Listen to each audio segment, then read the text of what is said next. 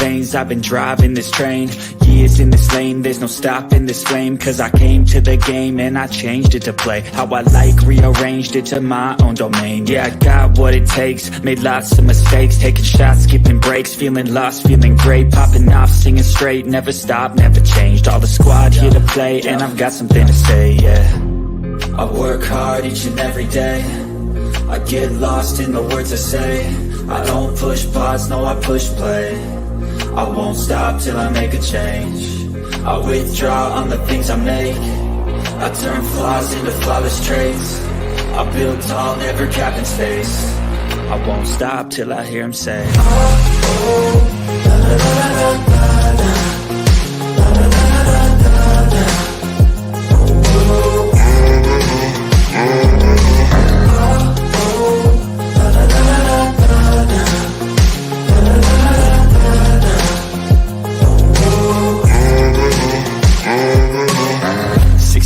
And I'm up again. I got tired eyes, need a cup of blend. That's right, in the AM, that's my only friend. No light, just the sun coming up on the horizon. I lose track of time, yeah, I move fast and climb a new class divine, yeah, true passion shines. And I'm through passing time, I choose stacking dimes. You snooze half the time while I move passing by.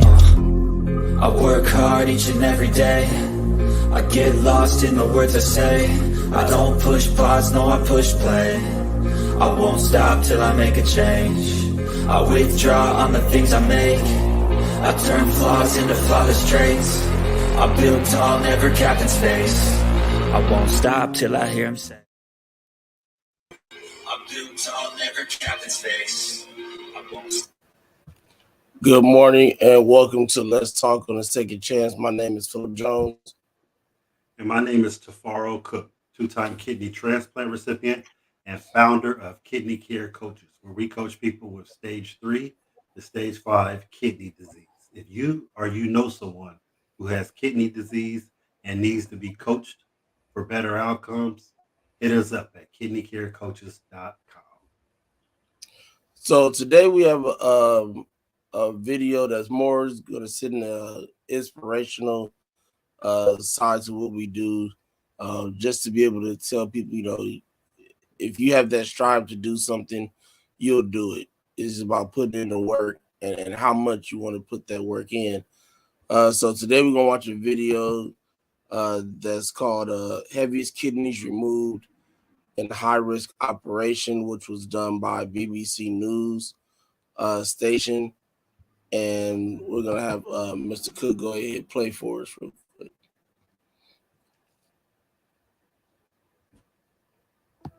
It's crushing my lungs, so I struggle to breathe.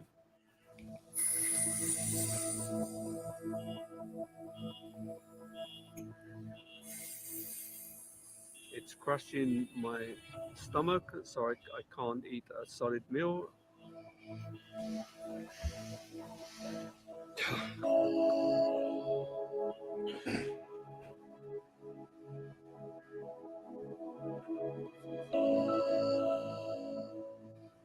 It will basically kill me within 6 to 12 months.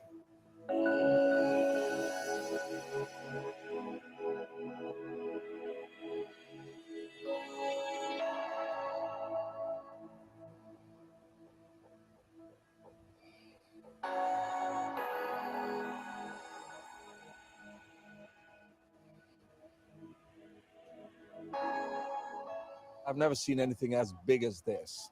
This, I think, would be the reported heaviest kidneys that has been removed anywhere in the world. When everything is distorted and not in the right place, you run the risk of damaging other organs. You run the risk of major hemorrhage.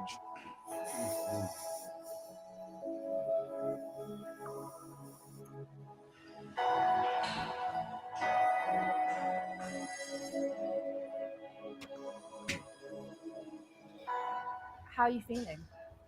A lot better. Yeah, a lot better. I can breathe. I can eat little bits. No, definitely a lot better.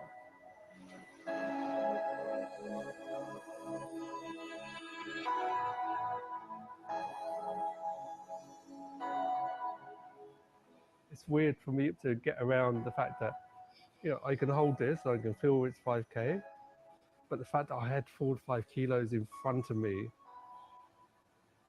it's hard for me to grasp.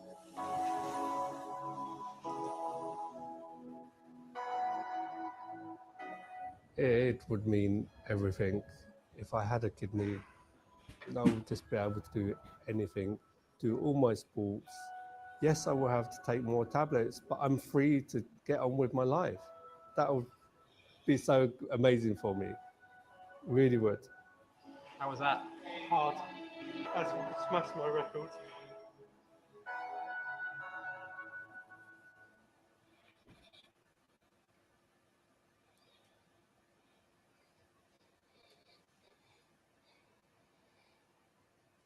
Wow.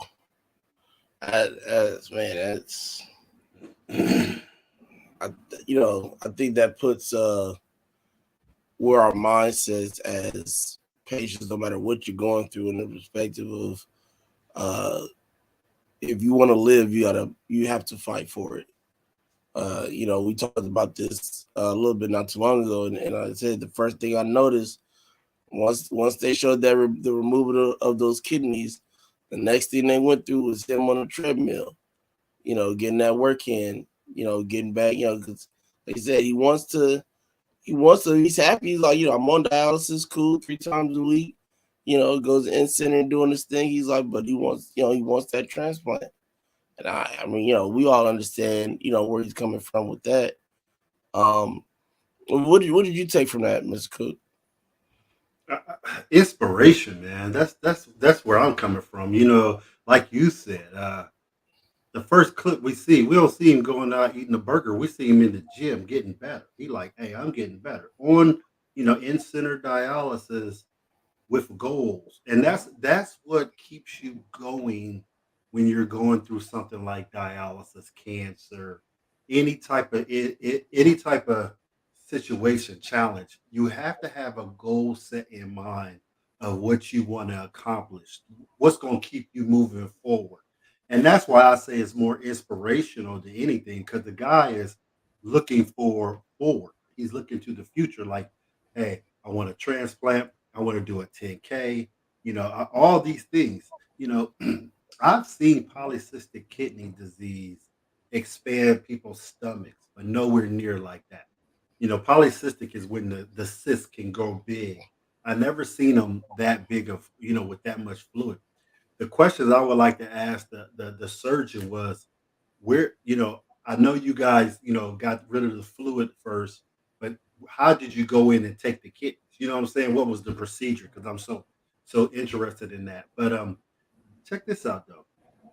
Now he gave up kidneys. The kidneys were working, but he was suffering. You know what I'm saying? He couldn't eat no food. He couldn't breathe. This thing was damaging so many other parts of his body. He Right. had several strokes that paralyzed part of his body already. And he's like, just remove the kidneys and I'm gonna have a better quality of life. And right now he does have a better quality of life. He does have drop foot. Now he might have to get that worked on somehow, if he's going to do a 10K, because I don't know if you can do a 10K like that. But the man is on his way. Let me say, Mr. Higgins is on his way. Yeah, he's definitely not gonna let anything stop him from at least trying to get there. And you could tell just off this video alone and how everything transitioned that he had a plan. He knew what he wanted to do with his life. He knew what he was going, and he probably, he always just thought, as soon as I get this surgery to remove these kidneys, I'm, doing, probably had his own little plan already put together, and things like that where, he was ready. He was okay. Let's get this done. Let's do what we got to do. Is get in this gym, get active, and do what I need to do to live a better quality of life. But one thing I was thinking about, something you brought up earlier, was how that procedure went for the surgeon, and how did they remove that, because they were whole. They weren't in pieces or cut in little small sizes and then taken out laparoscopically. Ain't no way in hell that they was taking it out laparoscopically as big as those things were. Those I goddamn things believe briskets.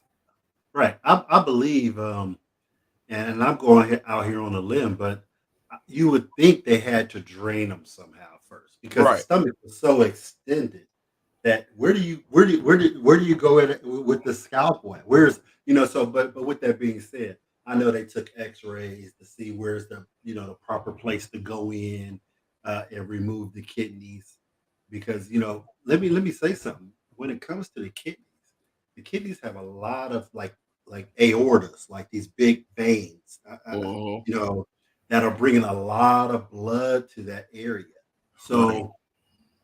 So what was going on when you get polycystic kidney disease is everything you eat, everything you do, you're feeding this cyst, and this cyst is growing like a monster inside it, and it's it's killing all the good stuff that would be in the kidney, your glomerulus, your all your nephrons, all your stuff like that that's supposed to be working. It's not working, and I can only imagine how much relief his other organs got once those things were removed, you know. And another question I got was, how long did it take for those to get that big? You know what I'm saying? Like, what was the process of those getting that big? Dang. But besides all that, the gentleman is an inspiration to all. Sometimes we look back at our stories and hey, I feel like I ain't went through nothing when I see a gentleman going through that much work, man. That's pretty amazing. Right. Yeah, my hat definitely goes off to him, for sure. And I do want to read this real quick. I know most of us that uh you know that watch most of, not all, know what polycystic kidney disease is. But just in case you don't, just want to kind of give a small credit. I won't read no dissertation or nothing like that on it, but um, just something small says prognosis. What is the prognosis for polycystic kidney disease? About 50% of people with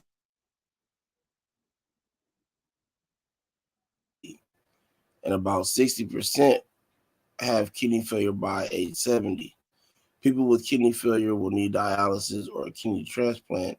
Certain people have an increased risk of kidney failure, including men. This is an inherited disorder in which clusters of cysts develop in the kidneys. The cysts in the polycystic kidney disease are non-cancerous sacs containing water-like fluid. They can grow very large. Many people with this condition have kidney failure by age 60. So basically, it's exactly what it sounds like. It's like if you those people who like to go on YouTube and watch people popping bumps and stuff like that, and 9 times out of 10 is between a cyst or blackhead or whatever. Um, those ones that are titled, giant cyst or whatever the case may be, right? That's basically what's growing on the inside of people's kidneys are cysts, bubbles like that throughout their kidneys, and it's damaging not only their kidneys, but like Mr. Cookie said, it's affecting other parts around their body as well because there's so much that is connected to the kidney. So, um, definitely looking at it, read on those things. Check. Um, Something else I think we need to start doing also is, check with your family down the line in the past and see, if anybody has, polycystic kidney disease as well, because that'll, could possibly, it's not 100%, but put you in a position to at least know, okay, grandma, grandpa, whatever had it, as a possibility that I might get it, but at least Mhm. you'll be conscious to say, let me go to these appointments, make sure I get this blood work done, make sure I get these x-rays done, things like that. To, if nothing else, try to catch it, before it gets real bad. And the reason why I said it is because, like we were talking to Bella yesterday, and she was saying that her grandmother had kidney failure, but her mom didn't. It skipped her mom. So just because your biological parent didn't get it does not mean that it cannot come down to you. And So another thing I want to say about that, you're absolutely right, Phil. And when it comes to polycystic kidney disease, this is one that really, really runs in the family. Now, out of all the other ones, you get your glomerulonephritis, IgIF, IA, all the other ones. Not so much, but this one is one that runs in the family where I've seen a sister have it and a brother from the mom on the mom. I've seen these things where 2 or 3 generations have polycystic kidney disease. This right. is one that runs like that. So it's really, really critical if you hear anybody in your family talking about, they have polycystic kidney disease, anything like that, that you definitely want to get a nephrologist in your life and constantly, get checked up at least once a year. Make sure yourself is okay, because early de- detect detect the early I want to say detectation, or I can't even say the word early. When you get it early, I mean, if you find out early, the better Mhm. your outcomes can be. So you definitely want to look into that, especially if you hear about polycystic, because this is definitely one again that runs in the family hardcore. Yeah, that's something I honestly need to do myself because nobody else immediate wise, my mom, my dad, uncles, and my siblings, none of them uh dealt with kidney problems, and for me, yeah, the overall reasoning was because of uh was post strip, but my grandmother did deal with kidney failure, the last few years that she was here on earth. So I don't know if that was something that she was fortunate to get past without having to deal with over a certain amount of time. And Sometimes then when you're older, end some- or what? sometimes when so- sometimes when you're older, feel that now the kidneys just eventually give out. You know what I'm saying? Yeah, So if believe me, if she had polycystic, she would have known a little bit earlier. But then again, some people get polycystic and live a full life and never have a problem. Some people get right. glomerulonephritis and live a full life and never have to, have any challenges with their kidneys. But again, early detectation, is that the word? Detection. Detection. Sorry. Early detection is the key. That's why I always tell my friends, especially when you get 30 and over, go get a physical every year, boy, girl, whatever. Get a workup, not just touching your balls and coughing. I'm talking about get a real physical where they got to take some Right. blood and see what's really going on with your body inside. Go get that physical once a year so you can catch it early. It might be anything, and I don't even want to say no, what it could be, but after 30 years old, get you a physical once a year. You owe yourself that. You owe yourself that to have a peace of mind. What do you say, Phil? I agree, and I'm gonna take it one step further.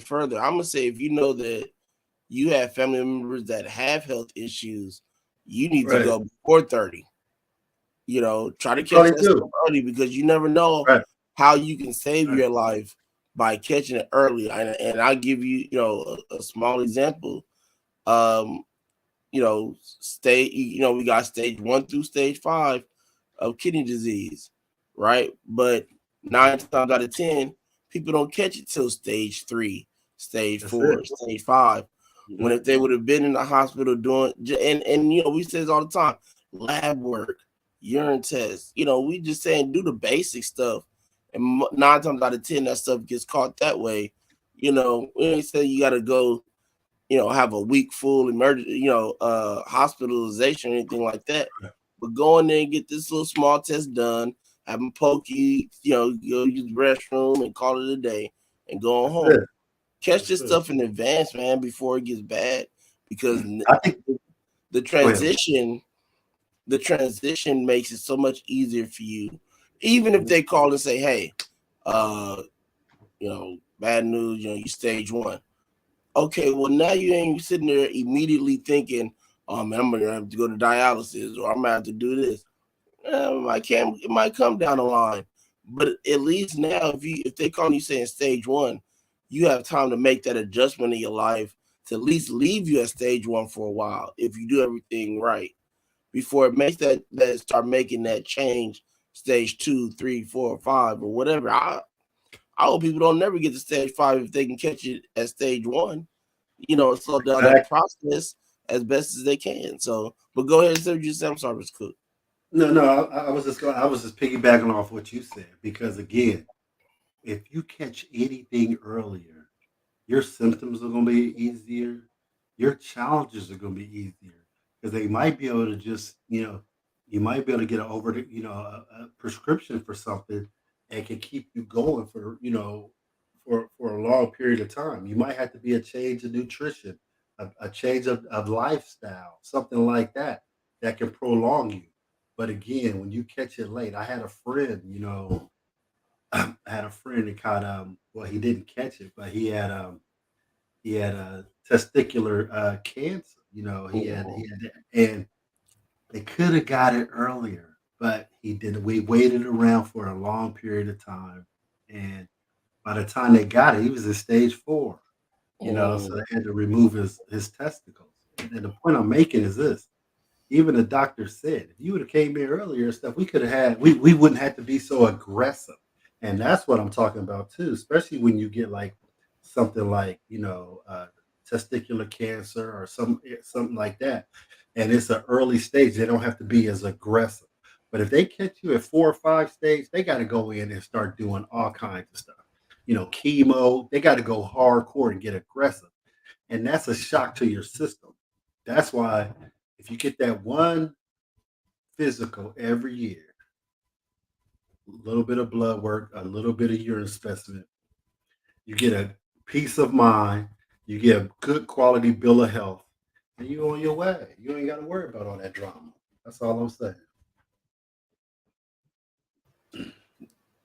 Yeah, I'm gonna give a real quick, not necessarily a story, but reason why I say, to try to catch these things early is because, again, like I said, even if it's one of those situations where the doctor's like, look, it is progressing, so eventually at one point you're gonna need dialysis or a transplant or whatever the case may be, right?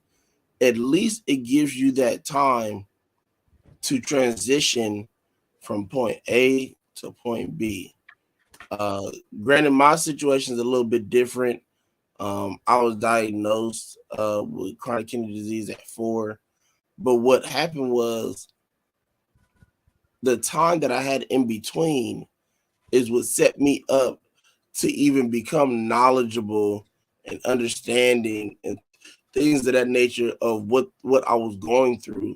That gave me from age 4 to age 16 to have these monthly conversations with my doctor about what's going on. Ask any questions that I may have.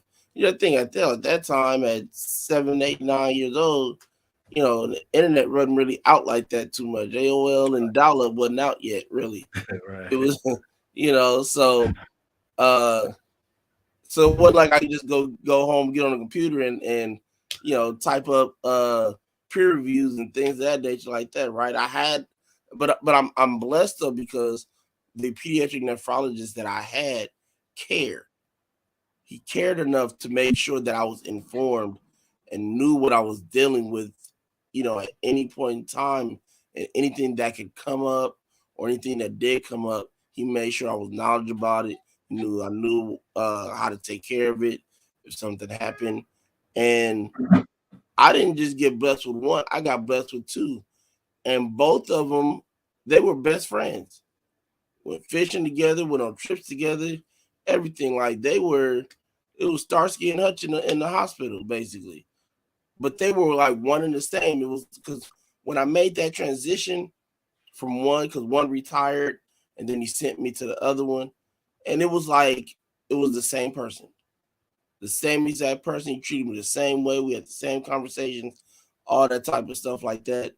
But what happens when you put yourself in a position to catch these early, or catch any type of sickness early, and especially when you get to the point where your doctor says, "All right, it looks like at one point you're gonna need dialysis, or one point you're gonna need surgery to remove your parathyroid, or whatever the case may be," right? At least it gives you that time to get educational about what you have to deal with and what you're gonna deal with. It puts you in a position to put a plan together, right? How you need to change the way you eat, how you need to change the way you exercise, how you change the way you live in general, how the household needs to change something somewhere to make sure that you stay in a position you need to stay in to keep living a good quality of life from point A to point B and after that. So, go to the doctor, get your checkups, like Ms. Cook said, do your physicals, and not the normal. I need to get a physical to go play junior varsity football physical.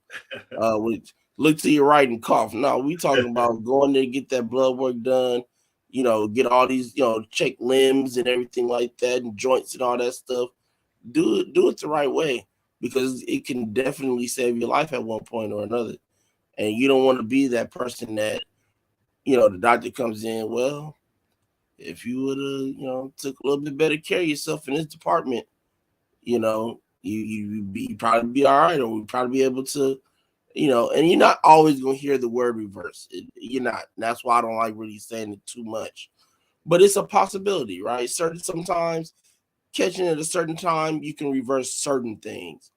I'm not going to speak out of term and to try to name some things, but there are some things that you can deal with that can be reversed, or at least slow the process down to help you make that transition to whatever it is that you deal with. So take care of yourself. Go see these doctors consistently, whether you got to get on the webcam, call them, be your best advocate, be communicative, talk to these people, find out your best course of action if something happens. Don't be like, well, I'm different. I feel at this point I'll probably get COVID quicker in the hospital than in my room. So, these past 2 months I dealt with 2 different coughs, and I went to the hospital twice. It was only there for like 2 days, but I didn't want to go. It wasn't so much because of the fact that, oh, I hate hospitals. I love hospitals because I've had my life saved so many times that I know that's the place to be if I need for my life to be saved. So, I don't have a problem with being there. It's just when you're in a time like this, and so many people are going in and out the hospital emergency rooms and things of that nature for this specific sickness. It's not like they getting screened, 3 streets down, where they can go through, and then they can go, oh, you got COVID, you need to go this way. Don't go to the regular emergency room.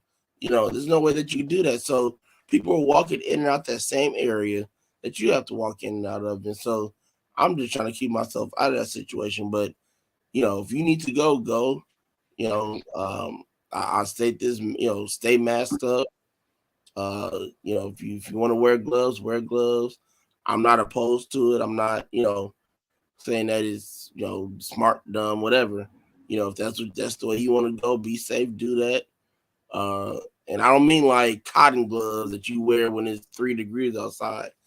I mean like, surgical work, those types of gloves that can keep that stuff out and protect you,